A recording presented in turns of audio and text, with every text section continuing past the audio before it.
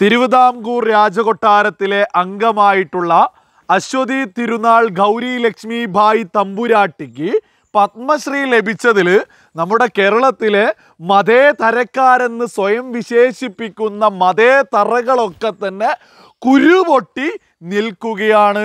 നമുക്ക് ഈ ഒരു വിഷയത്തിൽ ഈ പത്മശ്രീ ലഭിച്ചതുമായി ബന്ധപ്പെട്ട് വളരെ നിഷ്പക്ഷമായിട്ട് നമുക്കൊന്ന് ചർച്ച ചെയ്യാം.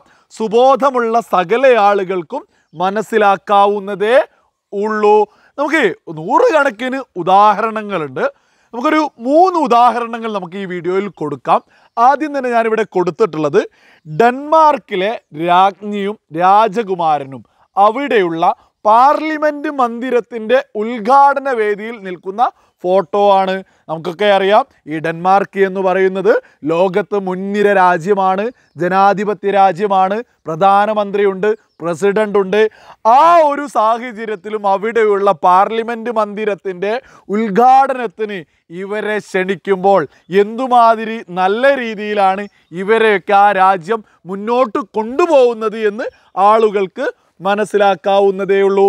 ഇനി അടുത്ത ഉദാഹരണമായിട്ട് നമ്മൾ ബെൽജിയം എന്ന രാജ്യത്തുള്ളതാണ് ഇവിടെ കൊടുത്തിട്ടുള്ളത്. മാധ്യമങ്ങളിൽ വന്നിട്ടുള്ള ഒരു വാർത്തയാണ്. Palace announces birth of royal baby എന്ന്. ഏതെങ്കിലും ഒരു കുട്ടി ജനിച്ചു എന്നല്ല പറയുന്നത്, റോയൽ ബേബി ജനിച്ചു എന്ന് തന്നെയാണ് കൃത്യമായിട്ട് മാധ്യമങ്ങളിൽ വന്നിട്ടുള്ള വാർത്ത എന്ന് പറയുന്നത്. ഈ ബെൽജിയം എന്ന് പറയുന്നതും ജനാധിപത്യ രാജ്യമാണ്. പ്രധാനമന്ത്രിയും പ്രസിഡന്റും സകല സംവിധാനങ്ങളും പാർലമെൻറ്റും ഒക്കെയുള്ള പുരോഗമന രാജ്യമാണ്, മുൻനിര രാജ്യമാണ്. ഇവിടെയും അവിടെയുള്ള പണ്ടുള്ള രാജകുടുംബത്തിന് ഇന്നും വളരെ ബഹുമാനത്തിലാണ് അവിടെയുള്ള മാധ്യമങ്ങളും സകലതും മുന്നോട്ട് പോകുന്നത്. ഇനി അടുത്തതായിട്ട് ഞാനിവിടെ കൊടുത്തിട്ടുള്ളത് കേറ്റ് മിഡൽട്ടൺ എന്ന് പറഞ്ഞിട്ടുള്ള പ്രിൻസസ് ഓഫ് വെയിൽസ്, അതായത് ഈ വെയിൽസിലെ രാജകുമാരി ഒരു ശസ്ത്രക്രിയയൊക്കെ ആയി കഴിഞ്ഞിട്ട് ഹോസ്പിറ്റൽ വിട്ടു എന്ന് പറഞ്ഞിട്ടുള്ളൊരു ന്യൂസാണ്. ഈ UK ഇവരെയൊക്കെ അവിടെയുള്ള മാധ്യമങ്ങൾ, അതായത് ലോകത്തുള്ള സകല മാധ്യമങ്ങളിലും ഈ രാജകുമാരിയെ രാജകുമാരി എന്ന ബഹുമാന സൂചകമായിട്ട് തന്നെയാണ് വാർത്തകളിലൊക്കെ തരുന്നത്. നമ്മളൊക്കെ കേൾക്കാറുണ്ട്, മെസ്സി ഹോസ്പിറ്റലിലേക്ക് വന്നു, ക്രിസ്ത്യാനോ റൊണാൾഡോ ഹോസ്പിറ്റൽ വിട്ടു, നെയ്മർ അവിടേക്ക് പോയി എന്നൊക്കെ പറഞ്ഞ് താരപരിവേശ വാർത്ത പോലെ തന്നെയാണ് സകല പ്രിൻസസുമാർ, അതായത് രാജകുമാരന്മാരെ രാജകുമാരിമാരെയും സകലതിനെയും അവിടെയുള്ള മാധ്യമങ്ങളൊക്കെ തന്നെ റിപ്പോർട്ട് ചെയ്യാറുള്ളത്. എന്തിനേറെ പറയുന്നു, UK ബെക്കിംഗ്ഹാം കൊട്ടാരവും എലിസബത്ത് രാജ്ഞിയും ചാൾസ് രാജകുമാരനുമൊക്കെ ലോക പ്രശസ്തമല്ലേ? ഇതൊക്കെ തന്നെ അവിടെ ജനാധിപത്യ രാജ്യമല്ലേ, പുരോഗമന രാജ്യമല്ലേ, ലോകത്തെ മുൻനിര രാജ്യങ്ങളല്ലേ? അതായത് ലോകത്തുള്ള ഇതുപോലെയുള്ള സകല രാജ്യങ്ങളും അവരുടെ ചരിത്രത്തെയും പാരമ്പര്യത്തെയും സംസ്കാരത്തെയും അഭിമാനത്തോടു കൂടിയിട്ട് ലോകത്തിൻ്റെ മുന്നിലേക്ക് വെക്കുന്ന കാഴ്ചയല്ലേ നമ്മളൊക്കെ ഇത് കണ്ടിട്ടുള്ളത്. അപ്പോൾ നമ്മുടെ രാജ്യത്തെ തിരുവിതാംകൂർ കൊട്ടാരം എന്നൊക്കെ പറയുന്നത് നമ്മുടെ രാജ്യത്തിൻ്റെ സംസ്കാരവും പാരമ്പര്യവും ചരിത്രവും ഒക്കെ തന്നെയാണ്.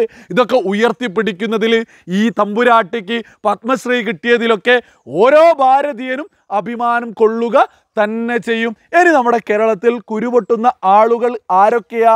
ഈ തീവ്ര ചിന്താഗതിക്കാരായിട്ടുള്ള ആളുകൾ. ഈ കുരുപൊട്ടുന്ന സകല ആളുകളും ഗൾഫ് മേഖലയുള്ള ഏതെങ്കിലും ഒരു രാജാവിൻ്റെ ബർത്ത്ഡേ ഒന്ന് വരട്ടെ, രാജാവിന് ജന്മദിനാശംസകളൊക്കെ വെച്ചുകൊണ്ട് സ്റ്റാറ്റസും സ്റ്റോറിയും സോഷ്യൽ മീഡിയ അങ്ങ് നിറക്കില്ലേ? രാജാവിനുമായി ബന്ധപ്പെട്ട് എന്ത് വന്നാലും ആവേശഭരിതരാവുന്ന ആവേശപുളകിതരാവുന്ന ആളുകളല്ലേ ഈ കുരുപൊട്ടുന്ന ആളുകൾ. ഇനി കമ്മികളായിട്ടുള്ള ആളുകൾ, ഈ കമ്മികൾ ചെഗുവേരയും മാവോയൊക്കെ ആയി ബന്ധപ്പെട്ട് എന്തു വന്നാലും വലിയ പ്രകടനങ്ങളും ആഹ്ലാദ പ്രകടനങ്ങളൊക്കെ നമ്മൾ കാണാറില്ലേ? ചെഗുവേരയൊക്കെ ആയിട്ട് നമ്മുടെ രാജ്യത്തിന് എന്തെങ്കിലും ഒരു കുലബന്ധമുണ്ടോ? ഈ കുരുപൊട്ടികരൊക്കെ മറ്റു പലതിനും ഓക്കെയാണ്.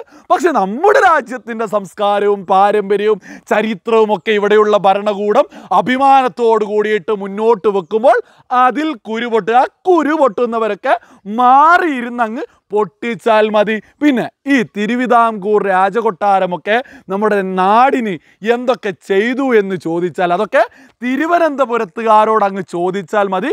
അവർ വളരെ കൃത്യമായിട്ട് അങ്ങ് പറഞ്ഞ് മനസ്സിലാക്കി തരും.